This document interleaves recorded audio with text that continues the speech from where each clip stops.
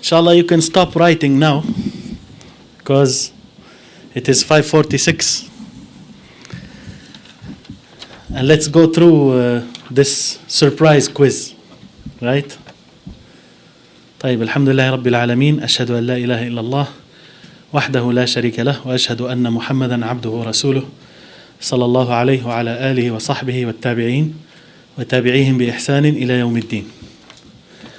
Let us start with the Islamic beliefs. Inshallah, we are online, right? Now the brothers and sisters who are online, inshallah, you can watch this, there is no problem. Because this is a surprise quiz and inshallah, it's just meant to make you really, if you didn't get the message, please get it. Because it's either we are serious or we are not serious. I did not ask for this. And I openly mentioned before, I don't want to make an oath again. I don't like this. I personally don't like this. But then, this is what you wanted. So this is what you get. It's not anything. These are questions directly from the book. And they are direct. Yani if you are reading the book, we mentioned last week, every night before you go to sleep or in the morning or in the afternoon, just read every time we do 3 or 4 pages of the book. That's all we do. So read those questions every day. You need to do more than that actually. Write down those questions and answers. Write them down yourself because this is something, it will keep this information in your head, inshallah. So the issue is serious. I have seen a number of brothers and probably sisters that they were missing last week. They were not here. And today even many more, look, I wasted some paper, because those brothers and sisters, they are not here, right? So we wanted to do this, so we did it. Actually, you wanted to do this, so we did it, right? Right? And it's good in terms of making you really study and test yourself, see how much you did. I've started doing this even in the other lectures, the general lectures that I give, because we come and sit, most of the people don't write down anything. So last week I talked about Qadr, 4 points. Believing in Al-Qadr is an important matter. So if we said it, you hear it and you go, that's good. But then did you retain the information? I'm not saying it's not good. It is good. Even if you listen and you don't understand anything, you get the reward of attending the lecture. You get the reward of Hajj. Hajj. That's not, if you don't understand anything, you don't understand Arabic, you don't understand English, and you sit here just because you want to be in a study circle, you still get the reward. And you get the reward of the ribat, waiting from one salah to the next salah, and you get many other rewards, right? But then we wanted to achieve more, right? We wanted to achieve more. So, about the Islamic beliefs, the conditions of La ilaha illallah are, how many did the Shaykh mention? He mentioned 7. I put more than 7, right? I put more than 7. But it's up to you to know that there are 7.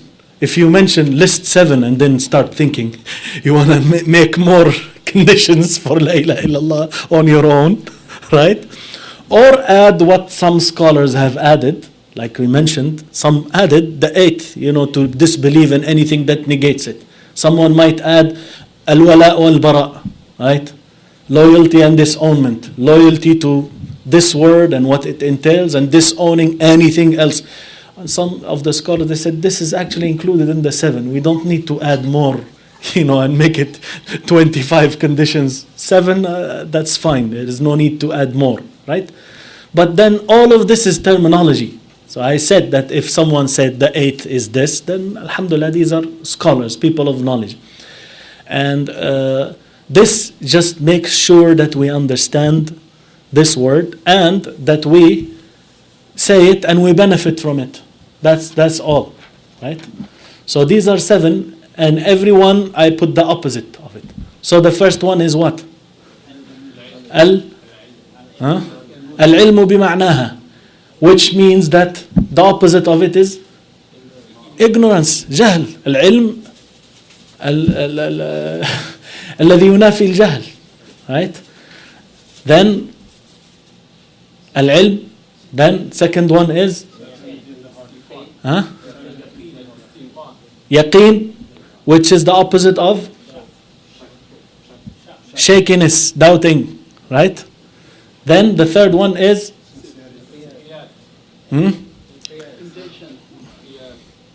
al-inqiyad. طيب, al-inqiyad, right? Inqiyad, which is the opposite of inqiyad, which means what? Inqiyad means, in English, submission, which is the opposite of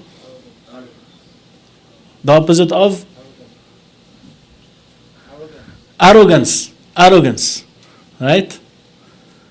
The next one is al-qabul, right? Which means in English acceptance, the opposite of rejection. Yes. The next one is what? Okay, sidq or ikhlas. Ikhlas first. All right? Ikhlas, which means sincerity. Sincerity, the opposite of what? Hypocrisy. Right? Because some people say it sincerely, some people are hypocritically they say it. They don't say it sincerely. The next one is as-sidq, truthfulness, right? Truthfulness, the opposite of lying. Right? Not to say it lying, saying it truthfully, not lying about it. Because some people, they say it and they're not truthful. The next one is al-mahabba. وَفَّقَكَ اللَّهُ لِمَا أَحَبَّهُ. Right? Love. Loving, this word, its people and what it entails. The opposite of hate. Right? The opposite of hate. Right? Type. So this is 7. If you went more and put, The next one is, number 2 is conditions of Muhammadun Rasulullah sallallahu alaihi wasallam. What are the conditions of this? Is from the book, right from the book. What are they? You see, I didn't put lines and dots and. What are the conditions? I want it in one thing. I don't want a list. Ya akhi, same as the above. Subhanallah al-Azim. This is one of the special benefits that you will only find in this book, some scholars said. That you won't find it in other books. This question. They talk always about the conditions of La ilaha illallah. But the conditions of Muhammadur Rasulullah sallallahu alaihi wasallam, they don't talk about them. Because why? It's the same. We said that they are interconnected. They necessitate one another. One of them doesn't benefit without the other. So they go along together. They are Qurana, always. So I put it like this. If I put now dotted lines and this, some of you might say, oh, you're being tricky. Ya akhti, I'm not being tricky. This is the question in your book. Read your book. Read your book. Read your book. This is outright from the book. Now you mark yourself. You mark yourself. I don't want to mark anybody.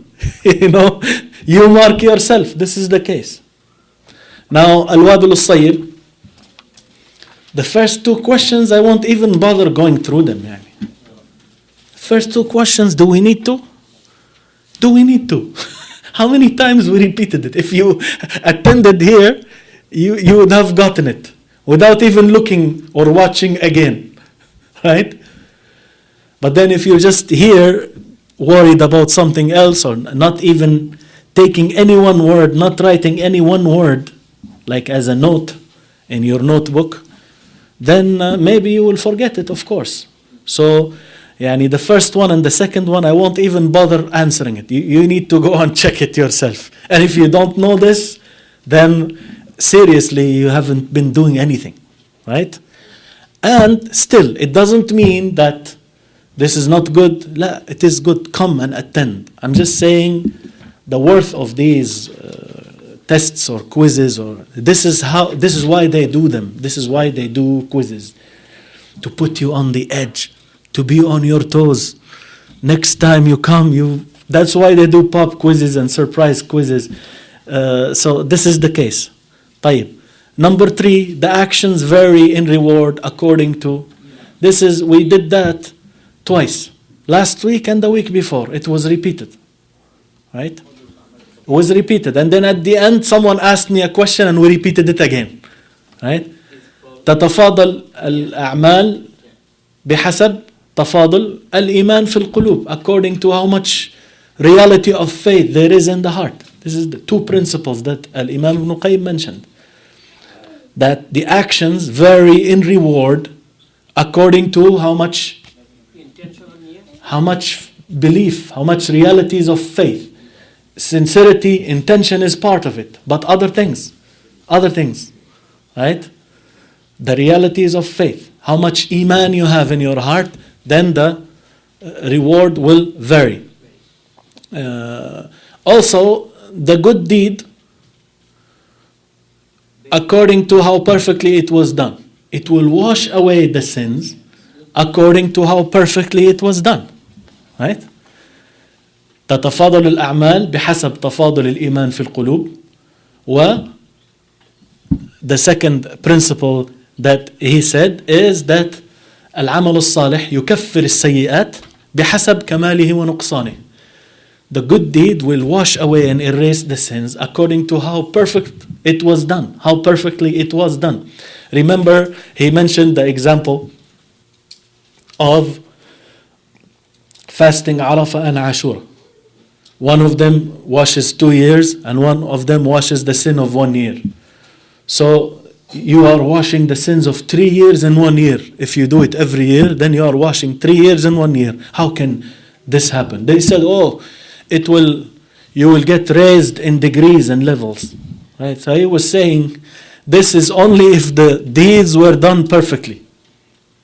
And it was safe from anything that will cancel it. During the deed and also after the deed, after doing the good deed. And he went on and he elaborated last time. He, detailed many things, and he beautifully gave the example of the issue of doing good deeds, and then maybe one will fall into a sin that might cancel that good deed. Then he will repent. So maybe the repentance will, right? So this is the case. So I'm not those quizzes really. I mean, if the issue of the prize, which is the Umrah, right? What we need to do is we need to understand what we are doing. Otherwise, I would suggest let's do a draw for the Umrah. Put this issue aside, right? And let's go on about our business. Let's try to understand this book or these books, because the main objective is to understand what we are doing, not to test, if you get a 50 or you get 60 or 100, that doesn't mean that you are okay. It just means that, you studied well for the exam. Right? So someone who can memorize more than you or get things or more proficient in answering questions better than you, then they might get a better mark when actually you understand the subject better. But then it's just, you were not prepared for this edgy, type of cornering, we put in the corner, right? So this is the case. So again, this is all that was meant with this quiz. It's a surprise quiz. It doesn't count again. I promise you this won't happen again, inshallah, if we live and we go on. Next time, every quiz will count. And I'm sorry, right? If you don't want it, come forward and say, we don't want this. Let's just do whatever we have to do and let's not be quizzed. But if you want to be quizzed, this is the way it's done. And this is actually straightforward, too straightforward. I should be asking, I was planning to say, for instance, then I said, let me just leave it, because again, tricky and like this. The third one in Al-Wabil.as-Sayyib, I was going to say al-istighfar, the issue of istighfar. If you are struck with a calamity, then if you are ABC, if you are struck, if you get a bounty or a favor, then you should be, and then ABC. I was going to say, if you commit a sin, then you should, right? And then ABC. And I'm looking, what will they put in the ABC? I will be waiting to see. And here I am, I'm asking, I'm just putting this question in your minds. If I said, if the Muslim falls into a sin, then he must, right? Huh? Oh, the word he used is what? Mm-hmm.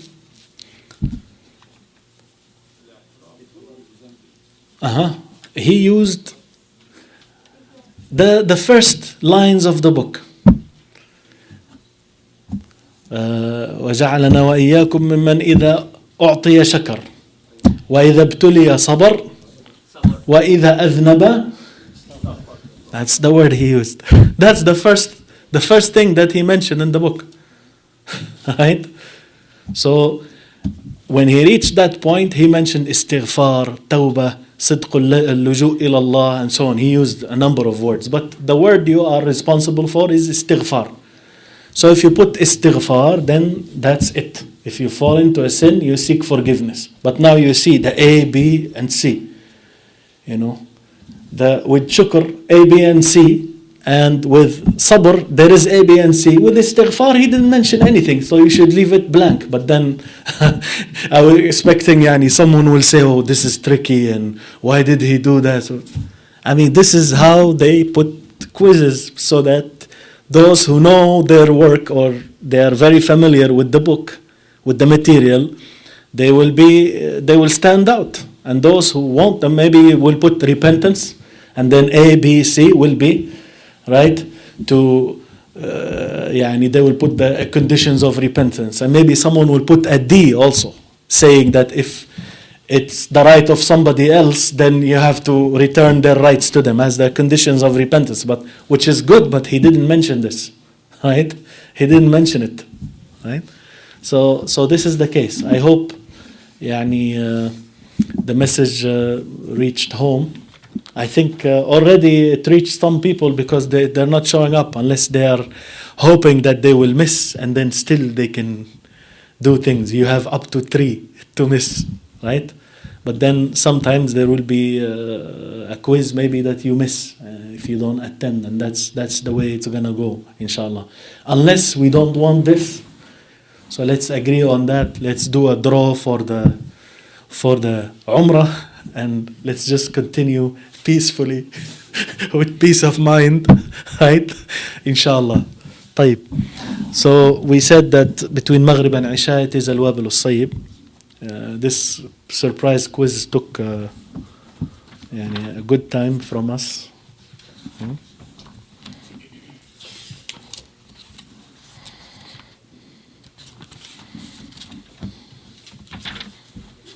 Wanted to say something, Shah? You wanted to say something? Or you forgot your question? Mm-hmm.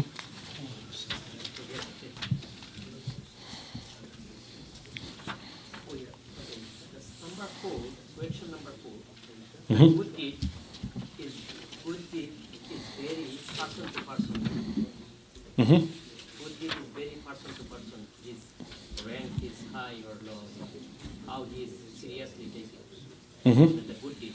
Yes. The number 4. Mm-hmm. I put the person to very person to person. Mm-hmm. Not if someone this same good deed is 2 person is very his rank, right? How he is serious about to take the ibadah. Mm-hmm. Mm-hmm. Basically is the realities of faith. The realities of faith. Right? How much sincere, how much strong, how much, he wants to, and according to how good you have done the deed, you will wash away the sins. These 2 principles are very much related. Very beautiful principles and very important. Good deeds vary in reward. They vary according to the realities of faith inside. Imagine someone standing in salah with complete humility. He perfected the wudu before the salah. He did not miss the miswak or the cleaning the teeth. He did all the required and recommended things. And he prayed in the masjid, in congregation. And he was there waiting for the next salah. He prayed and waiting for the next salah. Is he the same like the one who came rushing last minute and just, attended the Yani, it's not the same. It's not the same, right? And those things, according to the realities of faith, those issues in the heart, these are the things that will incite you. Those are the things that will push you to perfect the good deed. You have so much ikhlas in the heart, so much, love for Allah subhanahu wa ta'ala, for His Messenger sallallahu alaihi wasallam, for the religion of Islam, for La ilaha illallah, for the, right? It makes you do a lot, to a point that those two people, they are praying the same salah and the reward is very much different. Then according to how perfect you have done the good deed, you will have sins erased. So the salah that is completely done with all the required things and all recommended things, and he was so much having khushu' in salah, and the minute he says Assalamu alaikum, his sins are falling off, right? But then the one who is praying, his heart is everywhere, and those, they, as in the hadith, they finish the salah, they might not get even 1/10 of the reward. So what kind of sins or how much sins will this salah wash away, right? So these are important principles. And he said that يزول إشكالات كثيرة. He said these two principles will make a lot of ambiguities, a lot of problems, they will be removed, right? Someone will say, I'm praying but I'm still doing things that are bad. Isn't salah supposed to forbid one from فحشاء ومنكر, obscene things and evil things? One of the things is maybe your salah is not done as you think you have done it as it should be, but maybe it's not. So look at yourself, check yourself again, and the likes of that, and the likes of that. Right? Also, those who have wishful thinking that just by fasting that one day, and people go so crazy about this. Some of you have told me this, in Ramadan or in the middle of Sha'ban, right? People, all year round they are not doing anything, or they are doing all kinds of bad things and leaving salah and all of that. And they think that if they pray in the last Jum'ah or in that Jum'ah during such and such day, then all of the qada is done, you don't have to do any qada after that, and like this. This is how they think. It will fill up the gap of all of the things that you missed before, and so on and so forth, right? The one who is fasting Ashura or fasting Arafah, thinking that guaranteed all of his past sins are forgiven. Yes, this is the hadith. Those hadith, they say that. But then, are you sure that you've done this ibadah perfectly? Are you sure that you haven't done anything that will stop you from getting the reward? And that famous hadith was mentioned once few weeks ago in the khutbah, that the one who fulfills this major pillars of Islam, he will be saved, but then ما لم يعق والديه, as long as he is not ingrateful to the parents. Imagine someone doing a lot of good deeds and he is not good with his parents. خلاص والعياذ بالله. Parents are not being respected, not given due right, then many deeds are like stopped. Dua, you make dua and you don't say salah on the Prophet sallallahu alaihi wasallam. Every dua is barred. كل دعاء محجوب. Barred until you say salah on the Prophet sallallahu alaihi wasallam. It's part of the etiquettes of dua is to say salah on the Prophet sallallahu alaihi wasallam, and so on and so forth, like this, right? Allah knows best.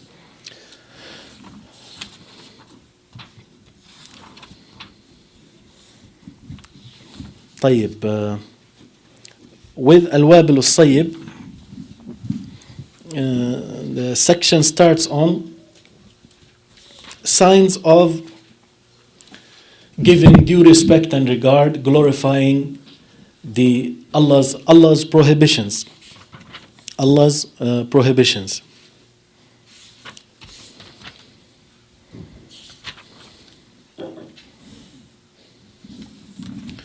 He said, as for the signs of glorifying, giving due respect and regard to Allah's prohibitions, then it is to be careful and diligent to stay away from the places that those things may be done there.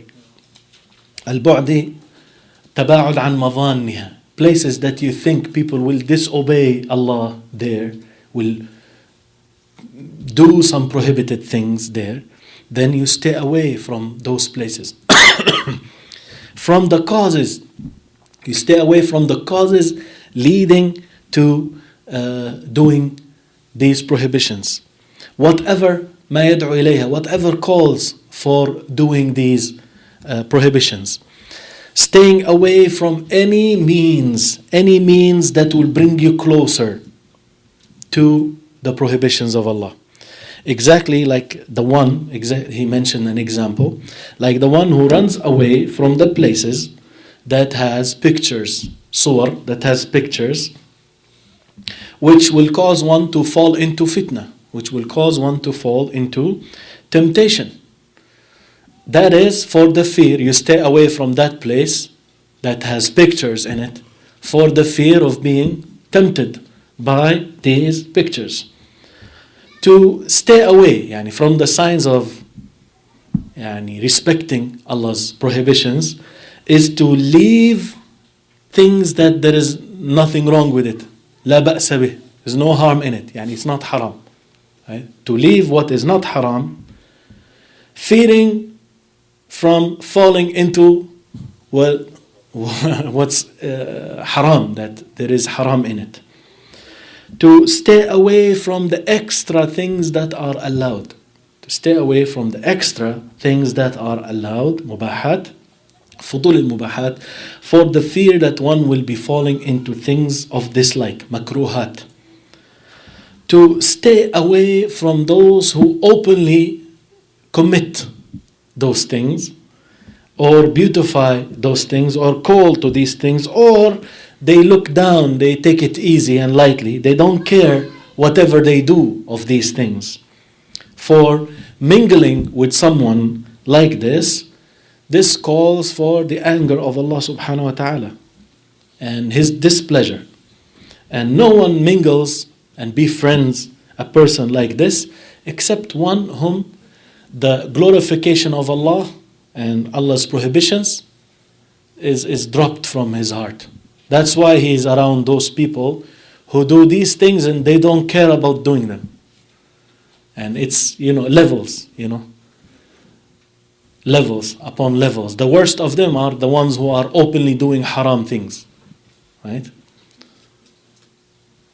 So you stay away from places and things that might make you fall into haram, leaving things that are not, there is no harm in it, it's not haram, for the fear that maybe you will end up in something haram, leaving extra allowable things for the fear that you might, by doing more of this, maybe you fall into something that is disliked. Also staying away from the person who openly does those things, right? Especially the haram, right? Staying away from those, because you're mingling with them and being with them all the time. What do you expect? If you live with a group of people who, وَالْعِيَاذُ بِاللَّهِ, one of the major sins that are widespread, they don't pray. So you are with them and Dhuhr time comes and nobody gets up to pray. You stand up and you pray. Asr time comes, they don't pray, and Maghrib time, Isha time, then the next day morning prayers, and so on and so forth. If you are around this atmosphere, the next thing is you're going to sleep in too, right? And if you don't tell them about this, if you are forced to be in a situation like this, Allah al-Musta'an, but then to enjoying good and forbid evil, try to get yourself out from this atmosphere. Otherwise, it's a very dangerous thing. So you make sure you go out. If you have to live with those people, you go out, pray in the masjid and come back. So you're not with this type of atmosphere. So the likes of that. From the signs of glorifying Allah subhanahu wa ta'ala is to be angry for the sake of Allah Azza wa Jal when His prohibitions are violated. إِذَا انْتُهِكَتْ مَحَارِمُهُ. And to find in his heart sadness and a breakage, some sort of a breakage in the heart when Allah Azza wa Jal is being disobeyed on His land, on His earth. And He is not obeyed, subhanahu wa ta'ala. When He is not obeyed, and when His set limits and His commands are not being established, when one cannot change that. So even if you cannot change those prohibited things that are happening, you should feel sad, you should feel unhappy about those things being violated, and you cannot do anything about it. You have no ability to change, right? From the signs of glorifying Allah's commands and prohibitions is that أن لا يسترسل مع الرخصة إلى حد يكون صاحبه جافيا. He was moving to another point now. That one will not take an allowance. The word rukhsa, this is one of the terms in the Sharia. I'm using the word allowance for it in the English language. That's the word I'm using. Allowance. Rukhsa, allowance. Right? So the rukhsa is something that Allah subhanahu wa ta'ala made easy for us. Reduced something. He lightened up a ruling for us. And Allah loves for us to take those reduced rulings, right? So if you fast, you must fast in Ramadan. If you travel, you have a rukhsa, you can fast, you can break the fast. Breaking the fast is an allowance, right? And there is the discussion about, when or when not, or is it better to fast, is it always, or is it better to break the fast always? But the point is, if there is hardship in fasting while traveling, then break the fast. And you should break the fast. And if someone does not take the allowance out of looking down upon it, I'm not going to be from those who, then this becomes haram. Haram for him not to take that allowance. Any allowance. If he's like looking down upon it, it's not, it's like for the... He's not accepting this thing that is made easy by Allah, then that is not allowed to be like that. So, allowance. So Allah made allowances. He will give an example, right? So Allah gave us allowances, reduced rulings, right? But then we should not yastarsil, meaning we should not, expand on taking this allowance to a point that the person will be jafian, will have gone overboard in terms of applying it. Overboard in being easy and relaxed. He is not on the straight path, which is al-manhaj al-wasat, the middle course methodology. Al-manhaj al-wasat, the middle course methodology. An example for that, he said, is that the Sunnah has come, the Sunnah of the Messenger ﷺ has come regarding al-ibradu bil-dhuhri fi shiddat al-har, to delay Salat al-Dhuhr when it is the time of extreme heat, to delay it to a time when it is less hot, right? Less hot. So especially in the summer, very hot countries, sometimes it's 50 degrees or 55 degrees. So if they are used to praying Dhuhr at 12 or 12:30, they can delay the Salah up until maybe 3. If let's say that Asr is 3:30 or 4 or 4:15, right? So they can delay it until the heat of the sun breaks up a little, goes down a bit, right? It is okay to do that.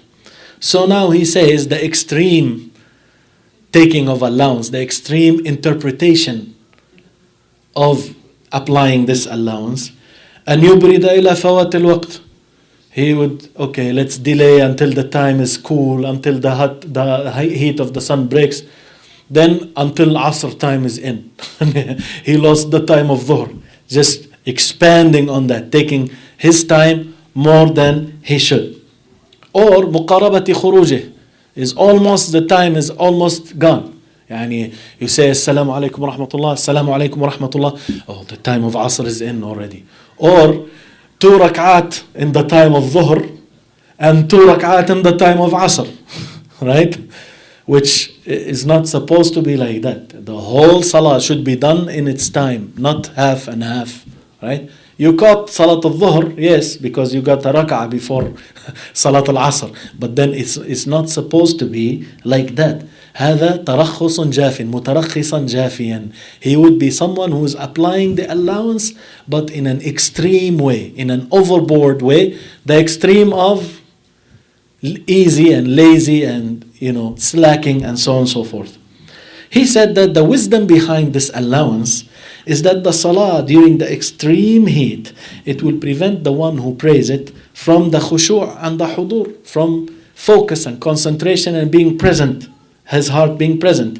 And يفعل العبادة بتكره وضجر. He does the act of worship with dislike and being in a state of being fed up because it's so hot, right?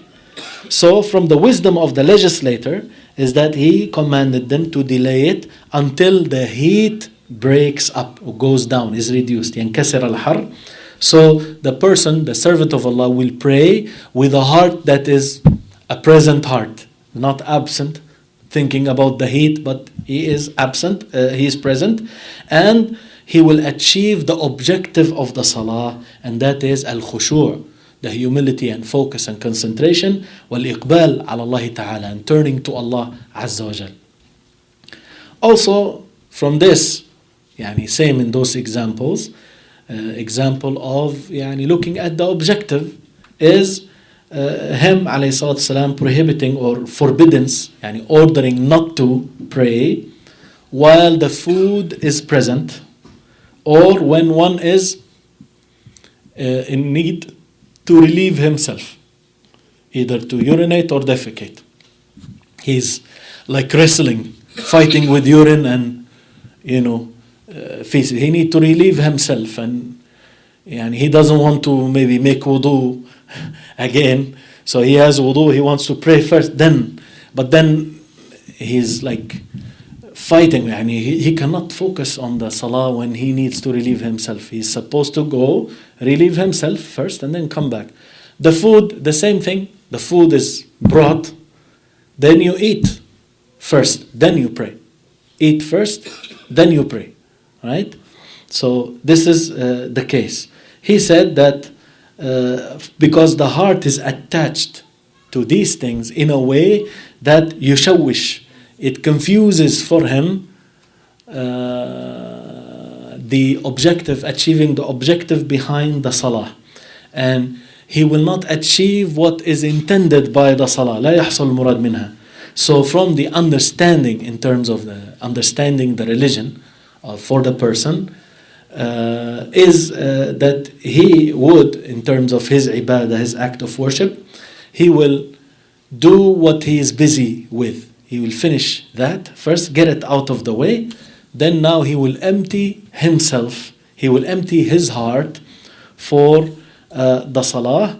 So he would have he would be establishing the salah when his heart is completely emptied just for Allah, emptied from anything else, and it is ready to have only focus on the salah. ينصب وجهه لله سبحانه وتعالى. نصب وجهه, he will turn his face to Allah subhanahu wa ta'ala. He will turn with all of him, بكليته, wholeheartedly, wholly, all of his body and heart. He will turn to his prayer. He said 2 rak'at of this salah 2 rak'at of this salah, the praying person will have forgiveness with these 2 rak'at, right? He will have what his past sins will be forgiven. He will have his past sins forgiven. It's 2 rak'at. Right? And it's also in the authentic hadith. You know, you pray 2 rak'at, you perfect the wudu, you pray 2 rak'at. لا يحدث فيها نفسه يعني. You don't, get involved, in self-talk, talking to yourself in the salah about other things other than the salah. 2 rak'at with complete focus, then you have your past sins forgiven. The objective then is what he means. He says, what I mean is أن لا يترخص ترخصا جافيا, that he will not take this allowance and use it in an extreme way. He will expand in using it to a point that he will go beyond the limits, taking it so easy and lazy and also slacking too much.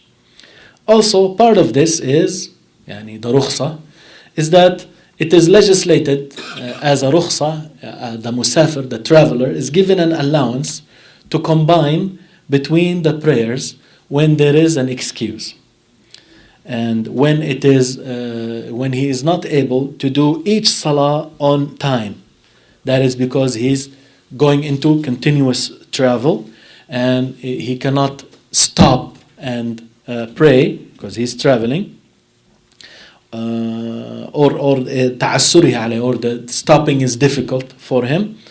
So if one who is a traveler, he would stay in one place the 2 days or the 3 days, or he would stay for 1 day, then combining between the 2 prayers, there is no need, nothing necessary to do that. That is because he is able to do every salah on time without hardship. If there is hardship, still he can combine. But without hardship, right, he can do it still. It's allowed. But then he shouldn't be doing it. He said, Al-Jam'u laysa sunnatan ratiba. Combining between the prayers is not a regular sunnah as many of the travelers think or believe. That the sunnah while traveling is to combine, whether one has an excuse or he doesn't have an excuse. Rather, al-jam', this combining of the salah, is rukhsatun arida, is a temporal type of an allowance. It just comes up, you do it. You don't need to do it, you don't do it. Right? It's not like a sunnah that you do that. As for al-qasr, shortening the salah, he said sunnatun ratiba. This is a regular sunnah. Right? Yani the salah, while you are a traveler, the 4-unit salah, you pray only 2 rak'at. But this is, you always pray like that. This is a regular sunnah. But combining the salah, which is dhuhr and asr, and also maghrib and isha. Right? These are the 4 prayers that can be combined. Dhuhr and asr in the time of dhuhr or the time of asr. Maghrib and isha in the time of maghrib or in the time of isha. Right? This combining is not like a regular sunnah. It is allowed. It's an allowance.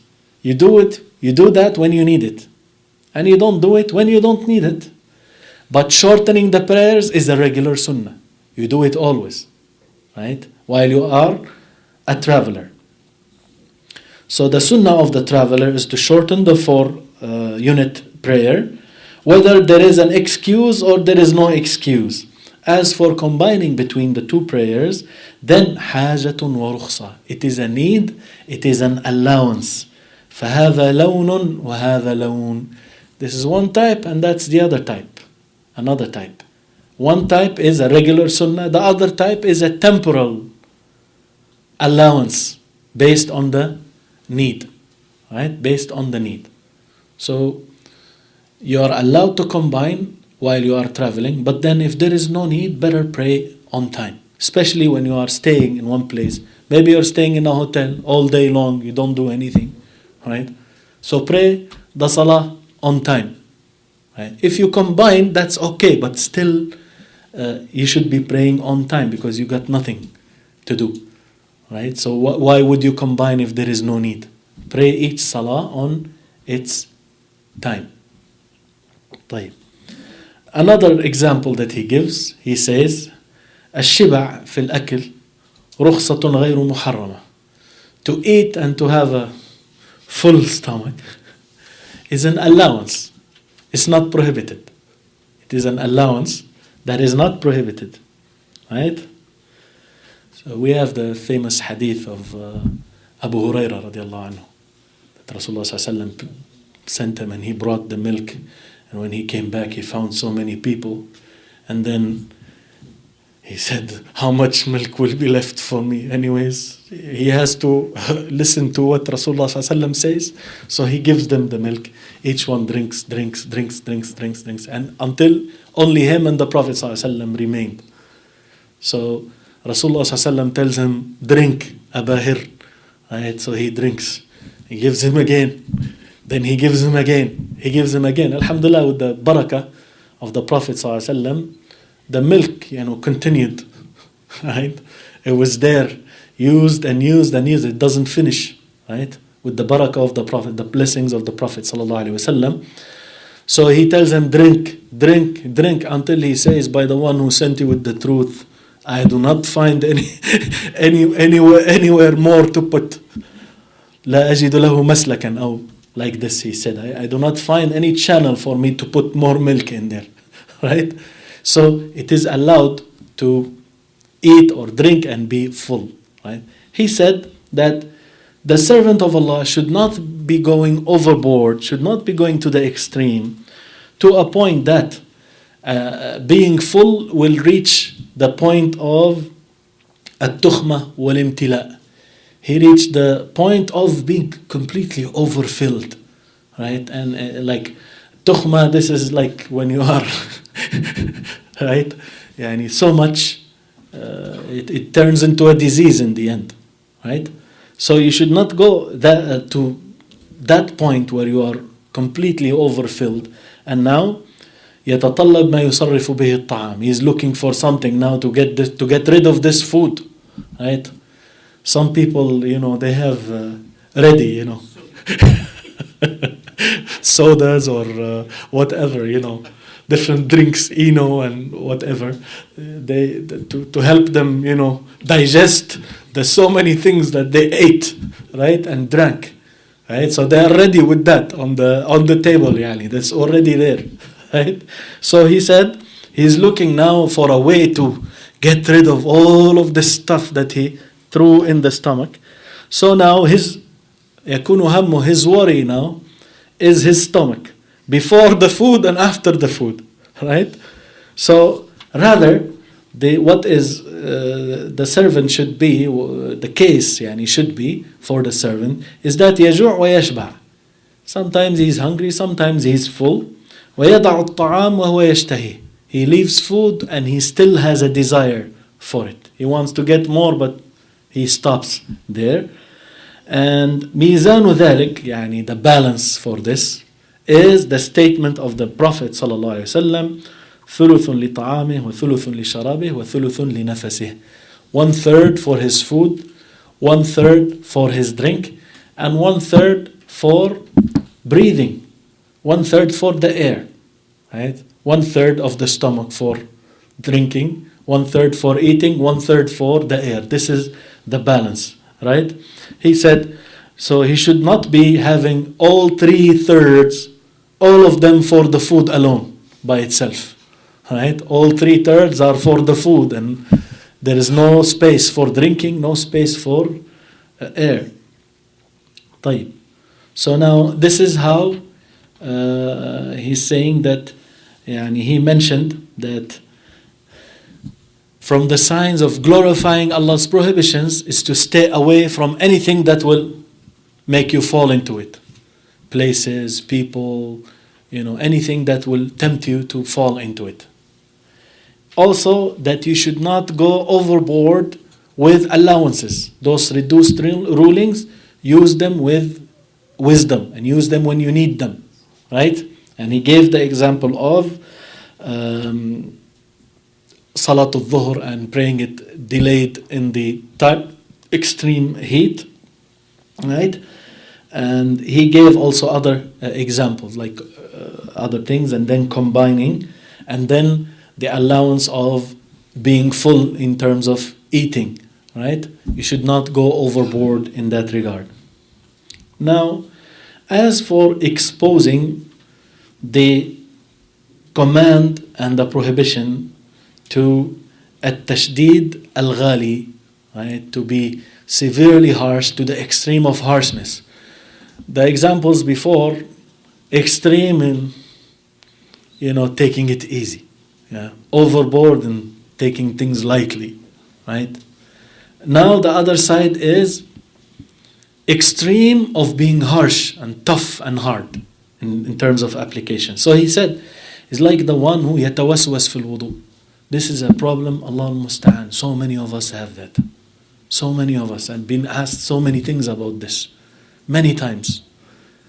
They have evil whisperings. They're always doubting the wudu and the tahara and like that, purification. So he's going into the extreme regarding wudu, hatta yafut al-waqt, to a point that the time of salah is gone, is lost. Right?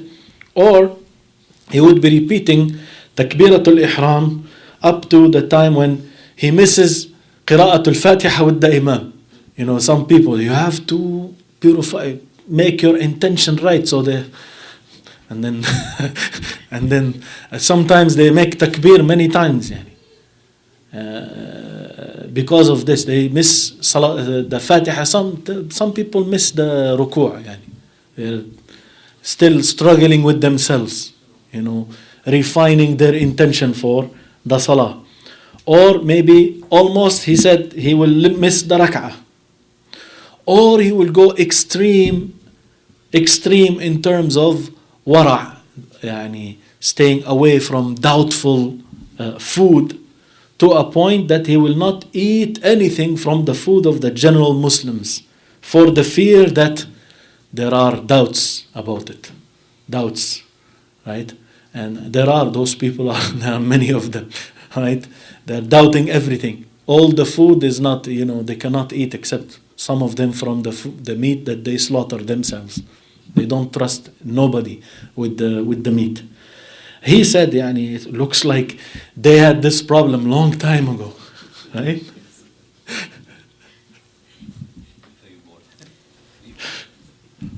He said that this issue, this wara' that is fasid, this extreme, type of supposedly fear and piety, wara', right?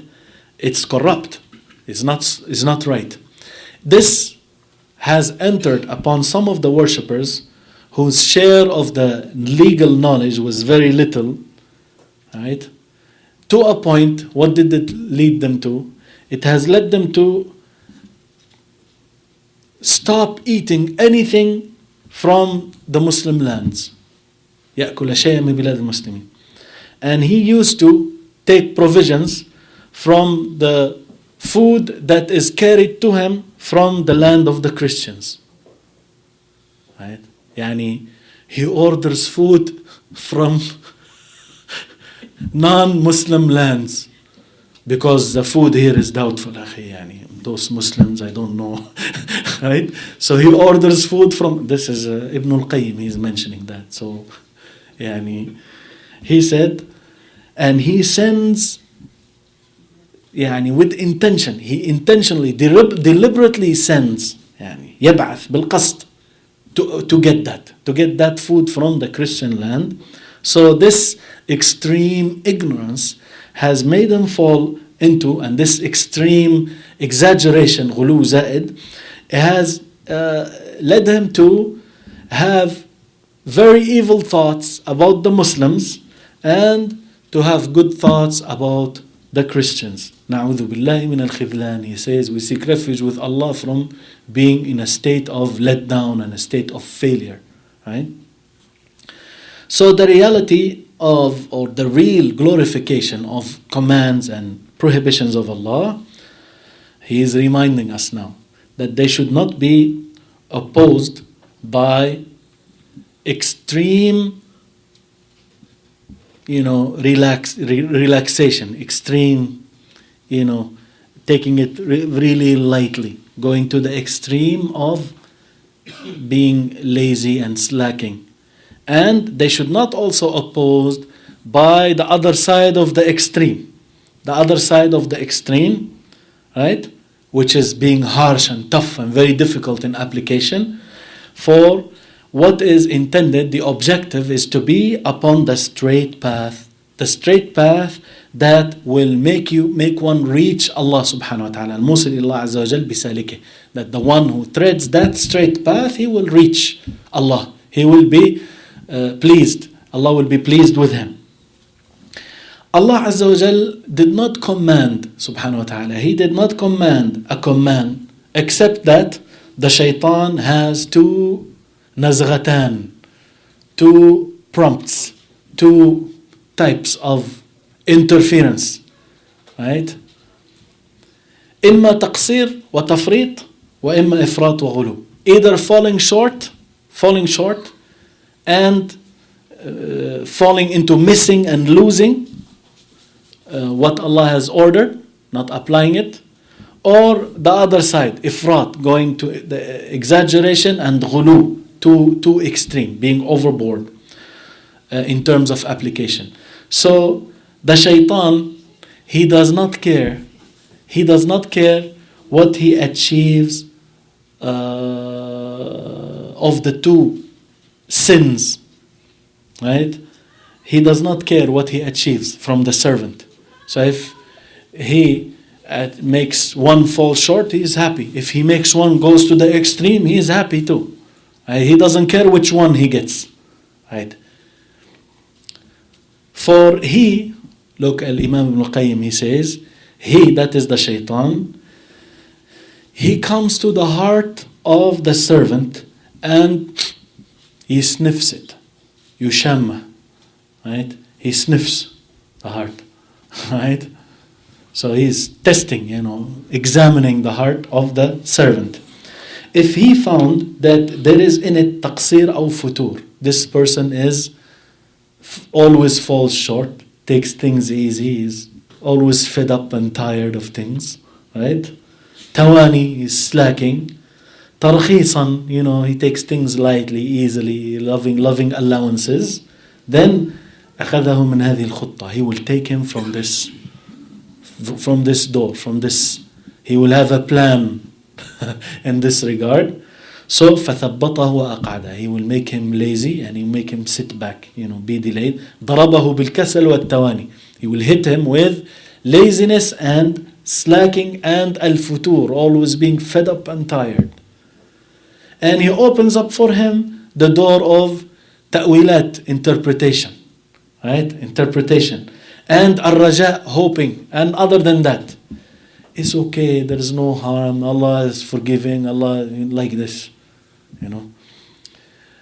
To a point that maybe that servant will leave what Allah commanded completely.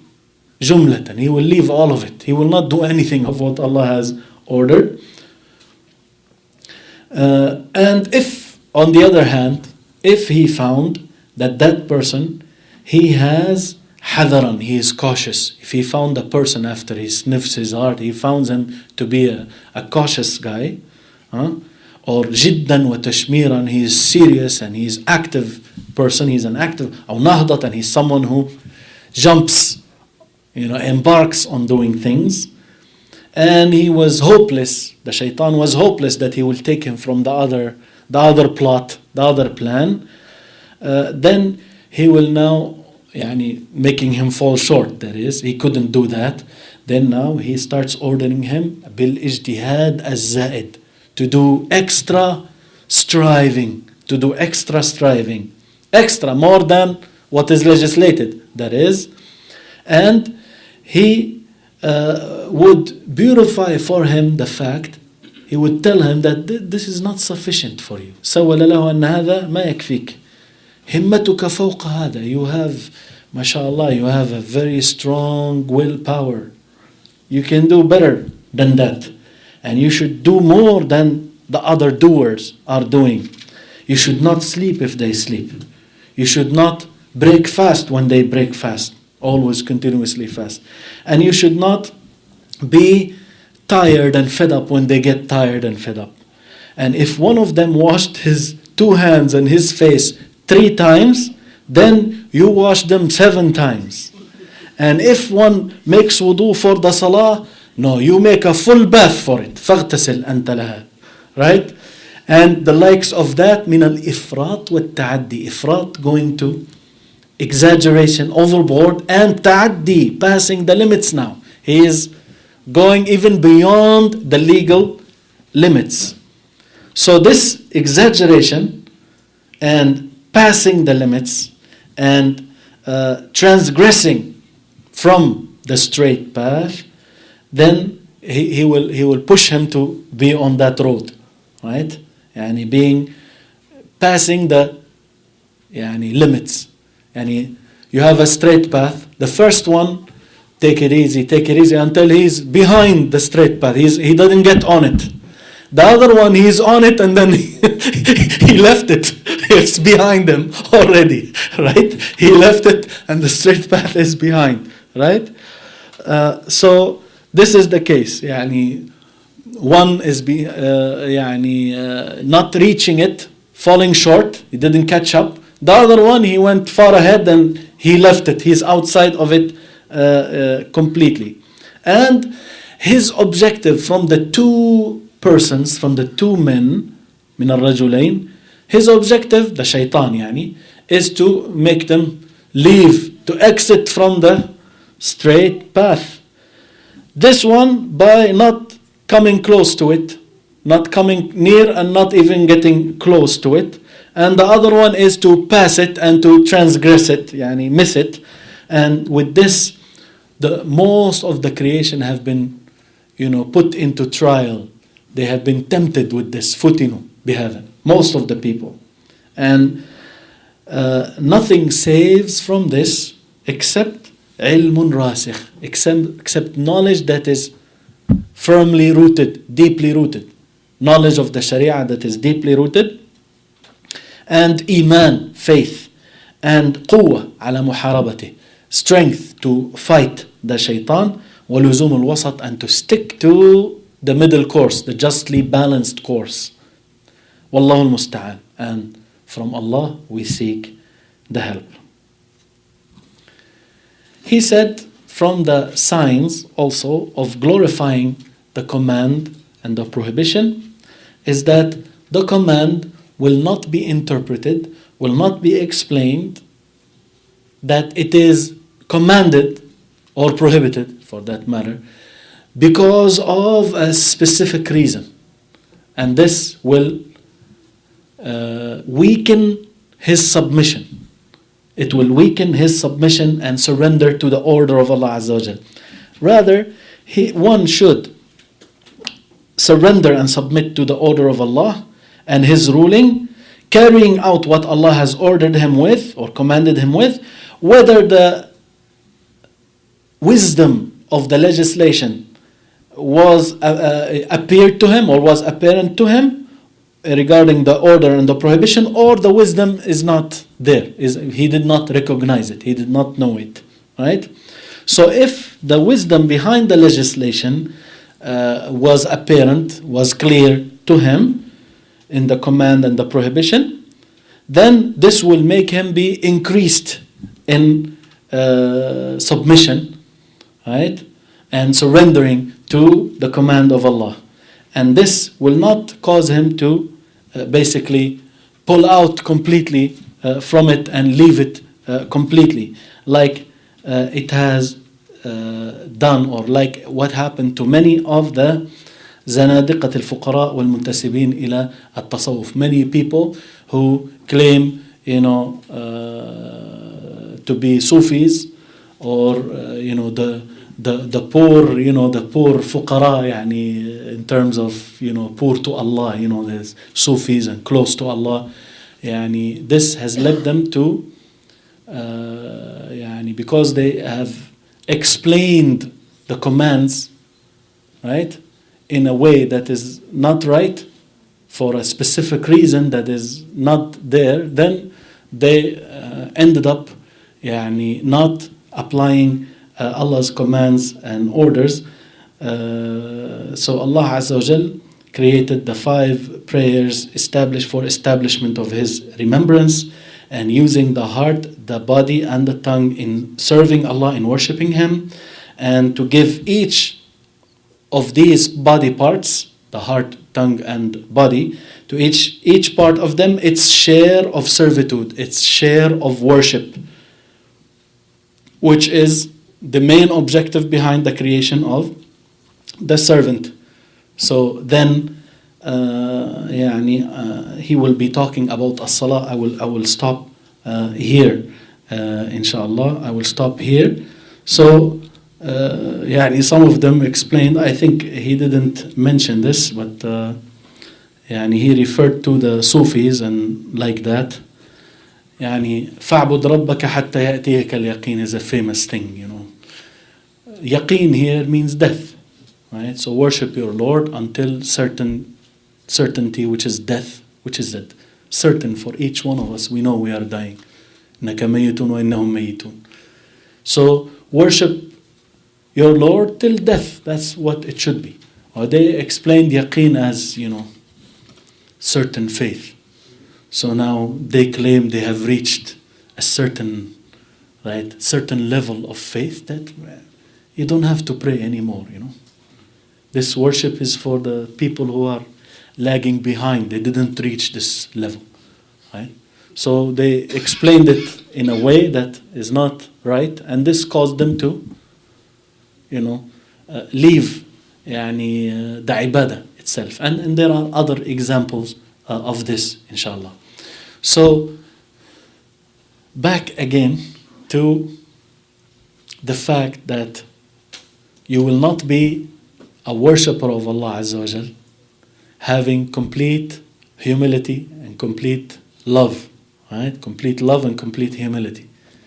Complete love, which is because of witnessing the favors of Allah upon you. And complete humility because you know how much deficient you are, right? So from these two, you have complete love and complete khudu' or humility, submission to Allah Azza wa Jal, which are the main components of ibadah. He said, you will not achieve this until your heart and body parts are straight, istiqamah, right? And in order for you to achieve istiqamah, then he was talking about glorifying. This is how we reached this area, this section of glorifying Allah's commands and prohibitions. This is one of the points to achieve istiqamah, to achieve straightforwardness, to achieve steadfastness, right? And in order to do that, this main point is mentioned here, and that is that you should glorify Allah's commands and prohibitions. And this means that if you glorify Allah's prohibitions and commands, this shows that you truly glorify Allah, the one who commanded and the one who prohibited, right? And then he said that you should not be opposing or exposing those commands and prohibition to the extremes of going overboard in terms of being harsh and difficult in applying them, or the other extreme of being easy and relaxed and laxed, right?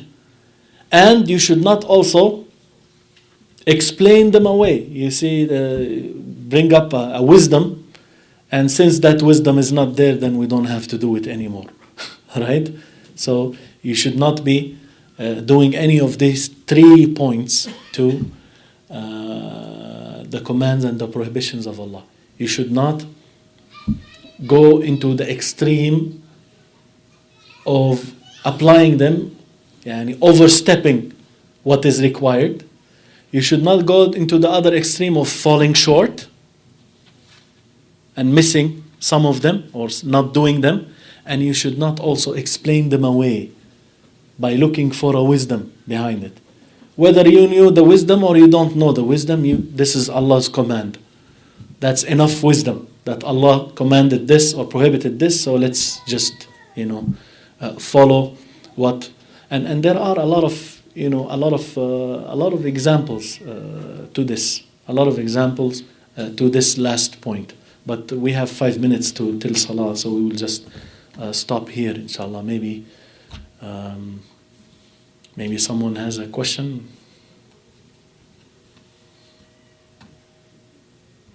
Otherwise, we call the adhan, then we pray Salat al-Isha, then after that we do A'lam al-Sunnah, Manshura, inshallah. Huh? Hatta? وَاعْبُدْ رَبَّكَ حَتَّى يَأْتِيَكَ الْيَقِينُ. The last ayah in Surah Al-Hijr. سبحانك